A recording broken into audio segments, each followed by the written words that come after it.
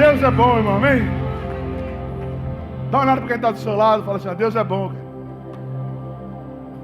O tempo todo, você pode se sentar. Meu irmão, como é bom a gente sentir a presença do Senhor, né? A gente saber que Ele está se movendo, que Ele está agindo, que Ele está curando, que Ele está restaurando vidas. Eu creio muito nisso, irmão. Eu creio muito na verdade do que a gente tem vivido aqui. Agora a gente completando mais na verdade o primeiro ano. Fazer um ano que a gente está aqui. E Deus está respondendo tanto às nossas orações. Uma delas vai ser o ar-condicionado. Quando eu olho para vocês assim, vejo todo mundo assim, ó. E eu também, irmão, que eu estou. Mas aos pouquinhos a gente vai chegar lá. Aos pouquinhos a gente vai alcançando. Todas as semanas, Deus está fazendo alguma coisa nova aqui. Tem dado presentes para a gente. Né? Olha os moving head aqui, ó. Vocês viram? Olha que bonito, ó. Você está falando assim, ó, a igreja está querendo fazer mobilização, ele está comprando luz. Não, a gente não comprou não, irmão. Aí o irmão veio aqui e falou assim, ó, a igreja pode usar, olha que benção. E aí a gente ganhou mais 2 desses, que vai ficar aqui embaixo, aqui, ó. Que eles são grandões, aí não dá para botar lá em cima. Cada semana Deus está dando um presente diferente para a gente. E como é bom a gente ganhar presente, já, né? Quem gosta de ganhar presente aí? Tá chegando a época, né? Tá chegando a época dos amigos ocultos de Havaiana, né? Tá chegando a época aí, irmão, dos amigos ocultos aí de caixa de bombom. E o GC vai organizar a confraternização, não? Fala com o teu líder de GC aí, irmão. Fala assim, gente, vamos fazer meu estoque de Havaiana tá acabando, né? Essa é a época. Ganhar presente é muito bom, irmão. Por que ganhar presente é tão bom? Porque mostra, assim, que a pessoa lembrou da gente, né? Mostra que a pessoa lembrou da gente. Seja numa viagem, seja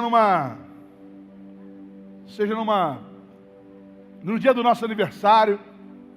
Né? É bom, porque a pessoa lembrou, falou assim, poxa, lá, no dia do meu aniversário, a pessoa comprou um presentinho para mim. Às vezes é coisa boba, né? Mas a gente fica feliz de receber um presente, porque mostra carinho, demonstra carinho. Então é bom ganhar presente, mas é bom dar presente também. Quem gosta de dar presente aí? Dá um amém. Irmão, eu gosto de dar presente, irmão. Eu tenho dificuldade, sabe? Dar presente para a esposa, então, é um desafio, né? É um desafio, cara. Quem tem dificuldade de dar presente para a esposa, fala misericórdia, só para eu saber.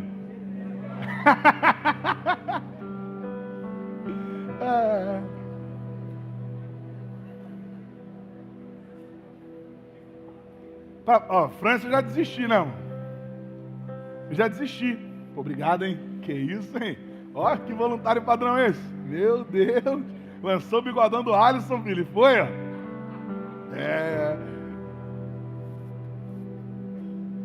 Aí, eu já desisti, irmão. Sabe o que eu faço quando eu quero dar um presente para a França?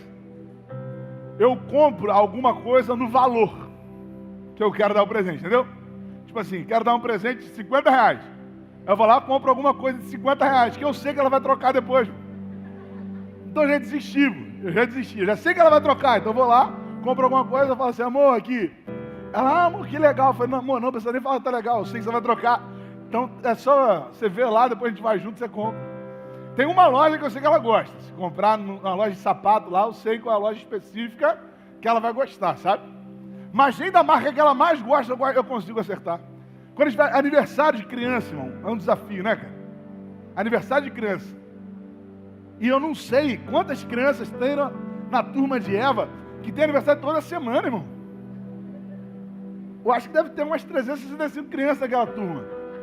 Porque todo dia tem aniversário, toda semana. Eu falo assim, amor, você tem que passar ali para comprar um presente. A gente vai lá, passa lá, ainda bem que tem uma loja de presente do lado do colégio dela. A gente vai lá, deixa ela primeiro, senão ela vai querer um presente para ela também, né? E aí depois a gente vai na loja. E aí França escolhe, porque às vezes França me pergunta, amor, você acha que isso aqui tá bom? Não tenho ideia. Eu até gosto. Quando eu ia dar presente para o pessoal da minha banda, era mole. Por quê? Porque lá, Charles, guitarrista da nossa banda, ele é nerd, né? Então dar presente para nerd, é só você dar uma coisa do Star Wars que ele vai ficar satisfeito. Para Eric, você dá uma folha de alface, tá aí, tá bom. Tem uma... Quando a pessoa pensar, poxa, vou dar um presente pro pastor, né? Qual que você pensa? Vou dar um terno, né? Aí vem o pastor que usa terno aí, né? Aí tem que inventar, dar uma caneta, porque o presente que a gente dá diz muito sobre a maneira como a gente enxerga a pessoa, sabia? Tipo assim, você dá um presente, dá um terno para um pastor, dá uma Bíblia, dá uma caneta, dá um negocinho assim, né? Uma caneca. Porque é a visão que você tem. Se você for dar um presente para uma pessoa que é nerd, né? Que gosta dessas coisas, você vai dar o quê? Vai dar uma coisa do Harry Potter, vai dar um negócio do Star Wars, vai dar um bichinho do Mario, qualquer coisa assim, você consegue, é a maneira como você enxerga aquela pessoa, né? Por exemplo, você vai dar um presente, sei lá, para um atleta, não sei, vai dar o quê? Um tênis, né? Um tênis. Para um crossfiteiro, tem que dar de presente para um crossfiteiro? Um pneu, será? Vou dar um pneu de presente para Blacks. Meu pneu estourou semana passada, se eu soubesse ter deixado com você, cara. Você vai dar um presente pro Botafoguense, você dá um lenço. Olha o Botafoguense, olha o André ali, ó. Já olhando pra mim assim, ó, zoando de Botafoguense. Eu vou parar de usar o Botafoguense. Vou parar. O presente que a gente dá diz muito sobre a maneira como a gente enxerga aquela pessoa. Quanto a gente conhece aquela pessoa. Às vezes não é nem o valor do presente, mas é o que ele simboliza. A maioria das vezes é o que ele simboliza. Por exemplo, há 2 meses atrás, mais ou menos, eu celebrei meu aniversário, 2 de outubro. E aí a igreja preparou uma festa aqui, irmão.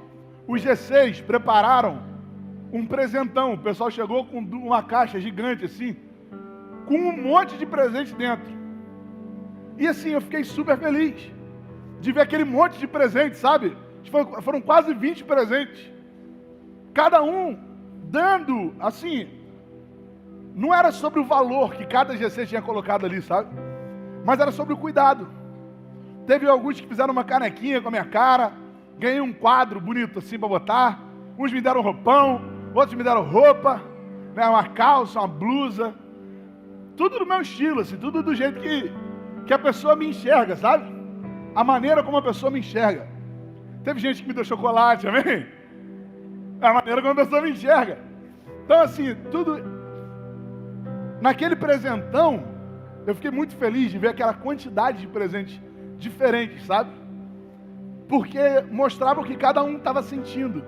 A maneira como cada um via. E a maneira como o presente que a gente dá a alguém, mostra muito sobre a maneira que a gente enxerga aquela pessoa. Como o pastor recebeu um terno, essas coisas, sabe? Jesus também recebeu presente. Jesus também recebeu presente. E esses presentes demonstravam a maneira como aqueles magos enxergavam também Jesus. Pode até não ter sido assim, intencionalmente, mas os presentes que eles entregaram a Jesus mostraram dos ofícios que Jesus Cristo carregava no ato do seu nascimento, mas também na eternidade. Quem é Jesus de Nazaré? Quem é aquela criança que nasceu em Belém? Os magos conseguiram entender isso. Abra sua Bíblia comigo, por favor, em Mateus capítulo 2, do versículo 9 ao 11. Mateus 2, do versículo 9 ao 11. Se você quiser abrir na tua Bíblia, essa é a citação. Ou você pode acompanhar também aí, pela nossa projeção. Você pode ler comigo? Vamos lá? Depois de ouvirem o rei... Não, vamos de novo. Vamos... Estilo BM, amém? Se você não sabe o que é estilo BM, irmão, o estilo BM é um estilo intenso. É com vontade. Se for para fazer mais ou menos, não é estilo BM, tem que ser no gás. Se é para derrubar a coluna, a gente tem que derrubar com vontade. Se é para ler Bíblia, a gente vai ler com vontade, amém? Então vamos lá. Depois de ouvirem o rei,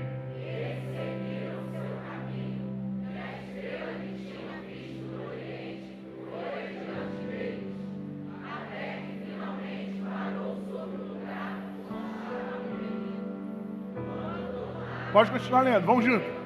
Encheram-se.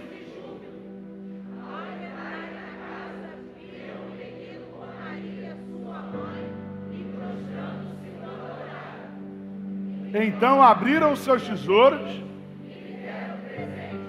ouro. Olha como cada presente demonstra a maneira como aqueles homens enxergavam Jesus. A Bíblia está narrando, né, esse grupo de magos. Aqui o evangelista chama de magos, mas a gente sabe hoje em dia que não são magos. Não é uma questão assim, como é que eu posso falar? Não é uma questão mística, sabe? Não misticismo, magia de misticismo, não. O que ele está falando aqui é de homens que conseguiam observar sinais que eram apontados nos céus, como o movimento de uma estrela. Pessoas que entendiam dos astros, cientistas que compreendiam que alguma coisa completamente diferente estava acontecendo no universo. O nascimento de Jesus, irmão, não foi algo apenas celebrado em Belém. O nascimento de Jesus ecoou nos céus, quando os anjos declararam, quando os anjos disseram, Hosana nas alturas. Foi celebrado na terra, quando os magos vieram do Oriente, percebendo que algo tinha acontecido. Foi celebrado no universo, porque estrelas se moveram para anunciar que havia nascido o Redentor, que havia nascido o Senhor, o Rei dos Reis, havia tomado forma humana, e isso não podia passar despercebido por todos. A Bíblia não fala a quantidade de homens, só fala no plural, então era mais de um. Poderiam ser 2 magos carregando 3 presentes, como poderia ser uma caravana carregando aqueles presentes também. O que nós sabemos é que a quantidade de presentes eram 3, e elas têm um significado sobre quem Jesus era, como um presente que é dado por alguém que entende, que reconhece algum dos nossos ofícios, que reconhece a maneira como a gente se comporta, que reconhece o que nós fomos chamados para viver e ser. Por exemplo, o primeiro presente que eu quero pensar com você é sobre o incenso. A Bíblia fala, a gente pode voltar aqui para você não perder o texto base dessa reflexão de hoje, no versículo 11 de Mateus capítulo 2, fala que ao entrarem na casa, viram o menino com Maria, sua mãe, e prostrando-se o adoraram. Então abriram os seus tesouros e lhe deram presente, ouro, incenso e mirra. Eu não vou nessa sequência aqui, eu vou começar pelo incenso. Por que Jesus recebeu o incenso de presente? Afinal de contas é uma coisa bem estranha para dar para uma criança, né? Para dar incenso para uma criança. Porque o incenso era o item utilizado por um sacerdote.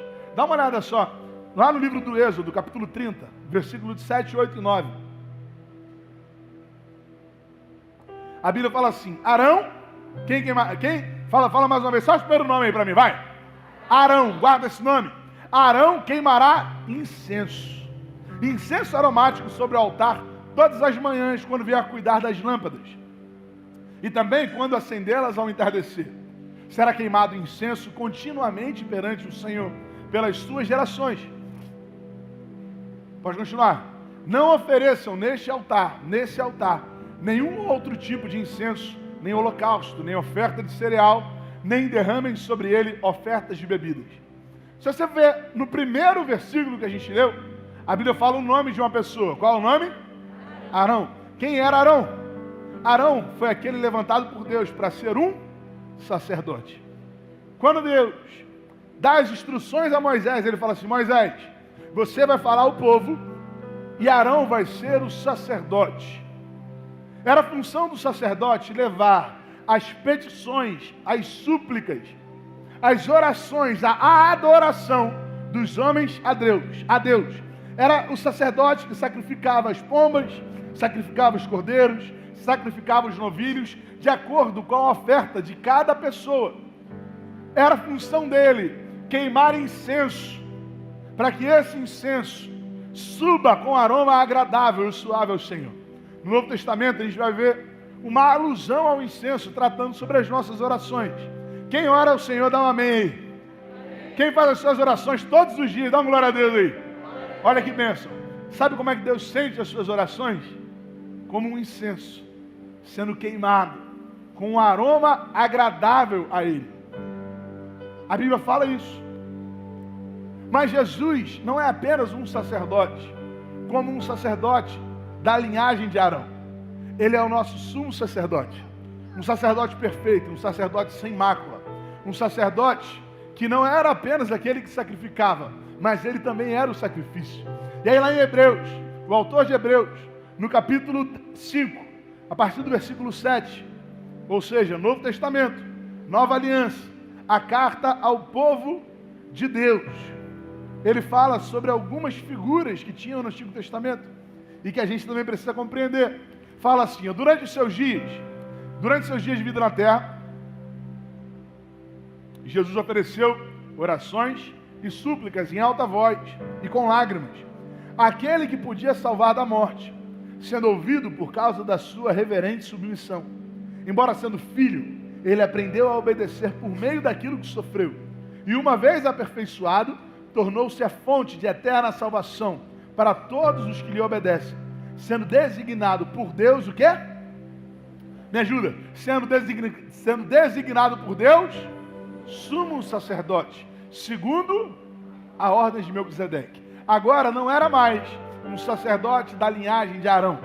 Agora era um sacerdote da ordem de Melquisedeque. Alguém que estava acima da lei. Alguém que não estava preso à constituição judaica. Mas ele era perfeito. Pastor, muito bom. Legal, bom saber que Jesus era sacerdote. Melhor ainda saber que ele era o sumo sacerdote. Né? O que é isso? O maior dos sacerdotes, o sacerdote perfeito. Mas o que isso se aplica à minha vida? Porque o ruim da teologia é a gente estudar e não saber como é que isso tem a ver com a gente, né? A gente está vendo, que legal, muito bom. Mas minha casa está quebrando lá do mesmo jeito. As brigas estão comendo solta do mesmo jeito. Eu vou fazer o seguinte, eu vou falar com alguém para fazer uma oração por mim. Irmão, é aqui que se aplica. Porque você tem acesso ao sumo sacerdote. Você não precisa de mim, irmão. Você não precisa de alguém para se colocar entre você e Deus. Ele rasgou o véu do templo. Ele se fez cordeiro. Ele é o sumo sacerdote. Ele é o sacerdote perfeito. Ele assumiu essa posição para que nós tivéssemos acesso ao Senhor também, como sacerdote. Você é o sacerdote da sua vida, irmão. Você é o sacerdote da sua casa. Você é aquele que Deus chamou para levar as orações, as súplicas, as petições da sua casa, as suas petições ao Senhor. E Ele é aquele que torna isso possível. Ele é aquele que completou a obra. Ele era a peça que faltava, irmão. Ele era o único capaz de se entregar completamente e que a dependência, que a carência, que a necessidade da justiça divina fosse também completamente atendida. Quando Jesus recebe incenso, aquele povo, aqueles homens estão reconhecendo como sacerdote. Quando ele recebe mirra, aqueles homens também o reconheciam como profeta.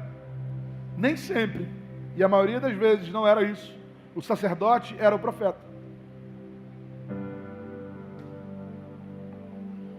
Poderia acontecer de o sacerdote ser profeta, mas nem sempre isso acontecia. Nem todos os profetas eram sacerdotes.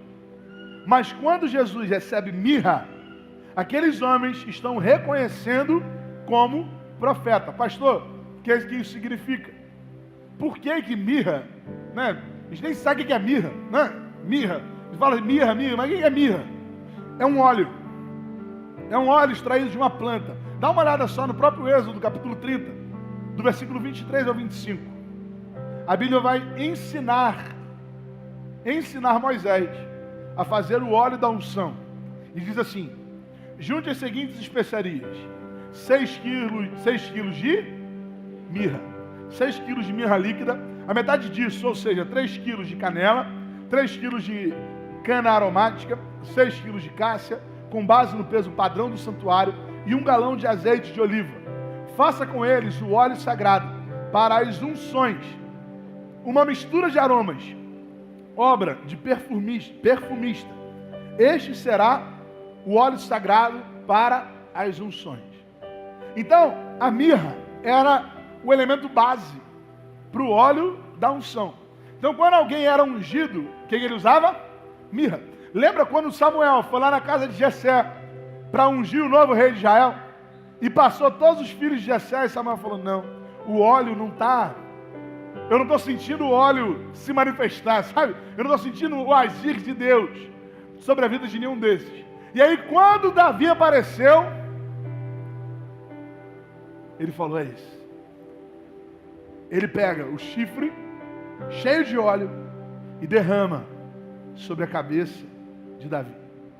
O que tinha nesse óleo? Mirra.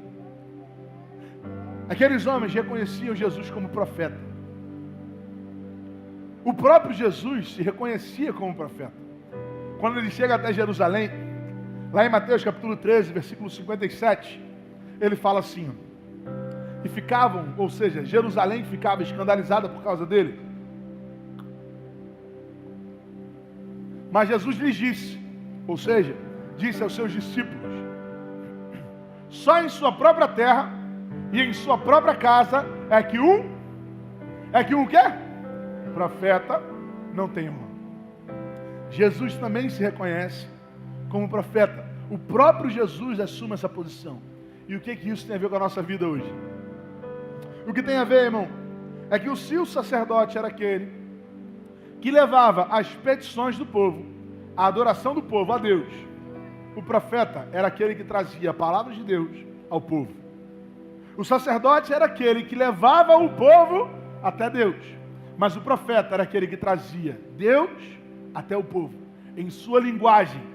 Aquilo que Deus queria dizer, ele dizia através do profeta. Aquilo que Deus queria falar, falaria através de um profeta. O profeta precisava entender aquilo que Deus queria ouvir. E Jesus fez exatamente isso. Jesus não é apenas o profeta, ele é a própria profecia se cumprindo. Ele é a revelação plena de Deus. O que isso quer dizer? Para de ficar procurando profecia em homens, irmãos. Para de ficar correndo atrás de palavras de homens. Para de tentar achar que vai ter um profeta que vai dizer A, B ou C para você.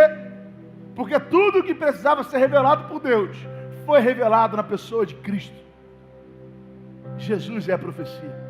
Jesus é o profeta. Não existe nada além de Cristo que a gente precisa. Você quer ter resposta para a sua vida, irmão?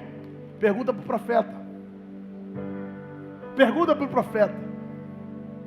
Pergunta para aquele que sonda o seu coração. Pergunta para aquele que te ouve. Pastor, você não é o profeta? Eu não sou o profeta, eu sou um profeta. Por que eu sou um profeta? Porque eu creio que essa é a palavra de Deus para esse povo. E quando eu trago a palavra de Deus ao povo, eu estou profetizando. Quando você está trazendo a palavra de Deus lá no seu GC, amém? Quem vai no GC aí, dá amém. Nem fiz momento de GC, né? No final eu vou fazer um momento de GC. Quando você está trazendo a palavra, sabe o que você está fazendo? Profetizando, irmão. Jesus é a palavra de Deus. E a palavra se tornou carne e habitou entre nós, cheia de graça e de verdade, e nós vimos a sua glória, glória como unigênito do Pai. Então para de ficar procurando profecia onde não tem.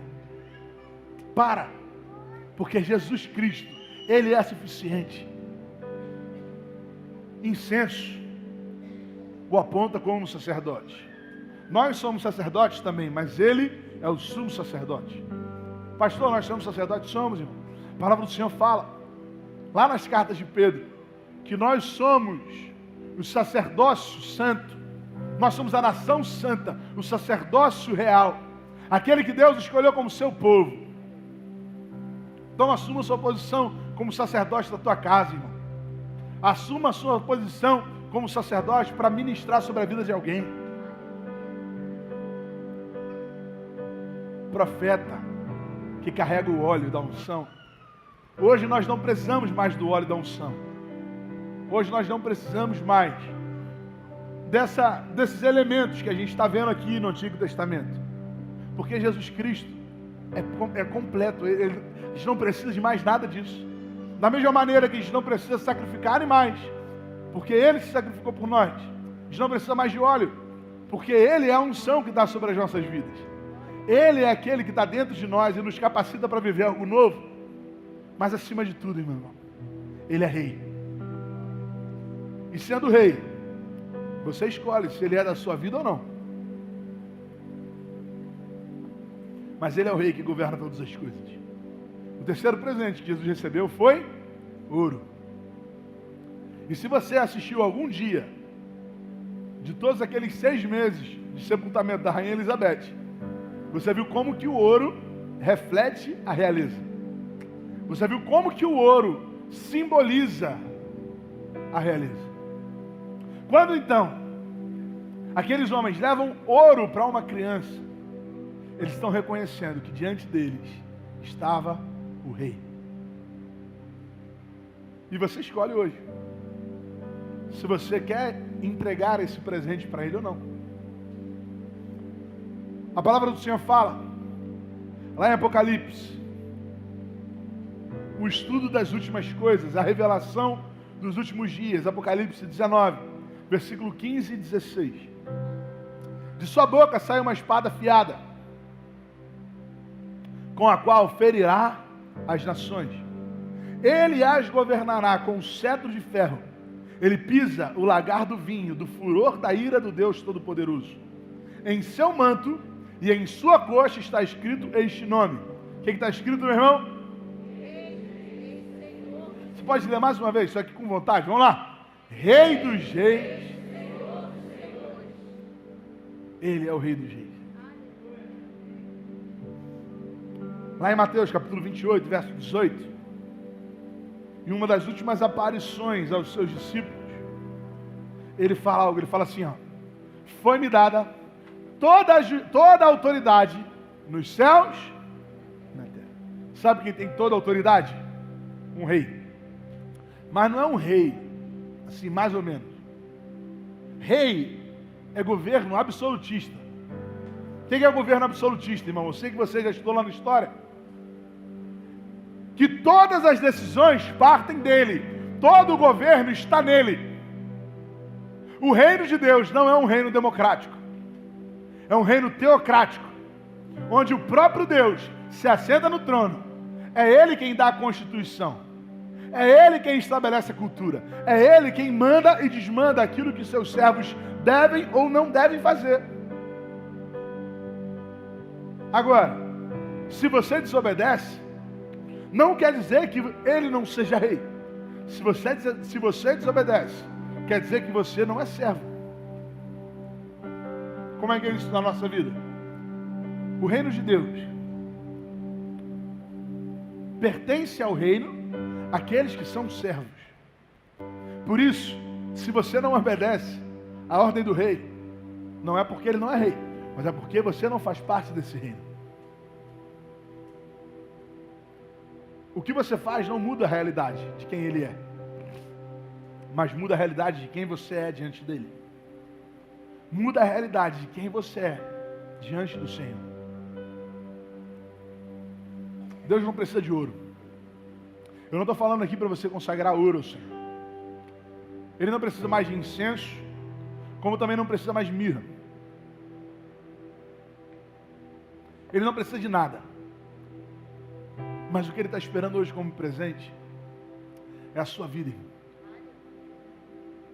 Porque Ele é o único capaz de trazer sentido para ela. Aquele que governa a história da humanidade, aquele que governa o universo, aquele que foi capaz de fazer a sombra do sol retroceder, aquele que estabeleceu uma estrela para que magos do Oriente fossem capazes de compreender a localidade do nascimento do seu filho, é o mesmo que quer governar sobre a sua vida. Só que você tem a escolha. Qual é a sua opção? Qual é a sua visão em relação a isso? De que maneira você se posiciona em relação a isso? O mais precioso não é o seu ouro, mas é a sua vida. Ele quer governar a sua casa. Ele quer governar as suas decisões sobre o futuro. Ele quer governar a sua carreira profissional. Tudo o que você tem pertence ao Rei. Se Ele nos chama de amigos, não é porque nós somos bons, mas é porque Ele é misericordioso. Porque tem um momento que Ele chega e fala assim: eu já não chamo mais vocês de servos. Eu chamo vocês de amigos. Mas isso não é porque a gente é capacitado para ser amigo. É porque Ele olhou e falou assim: eu tenho misericórdia de vocês.